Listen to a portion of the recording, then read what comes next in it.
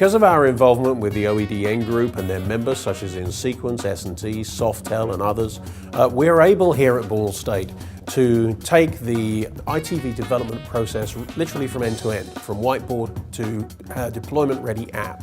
And that's what we're doing as a baked-in part of the process here, involving students, involving industry professionals, faculty, and so forth.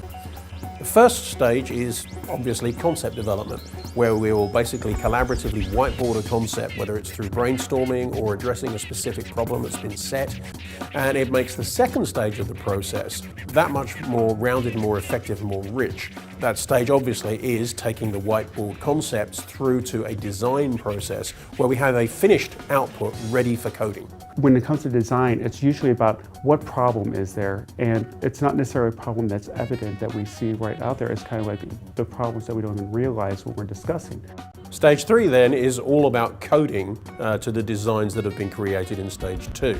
We're able to produce something which is ready for technical testing. Just simple, rapid prototyping that would give us an idea of how the interface would look like, how the interactions would happen, how the navigation would look like using a remote control. All of that is done using InSequence's OnCue Studio.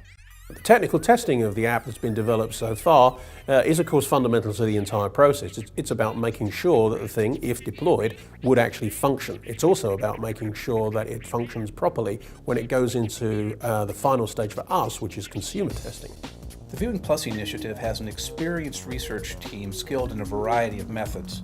We have extensive experience in eye tracking of television viewing.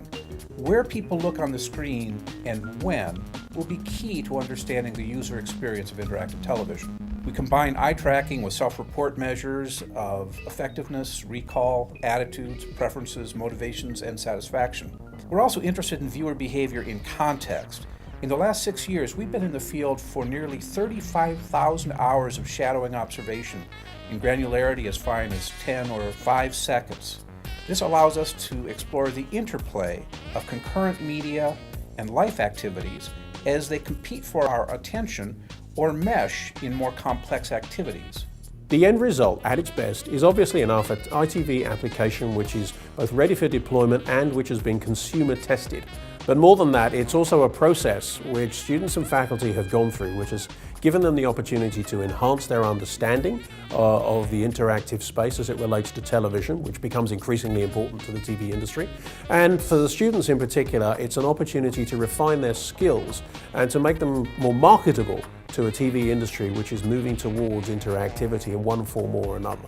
And that can only be a good thing for the students and, of course, for the industry.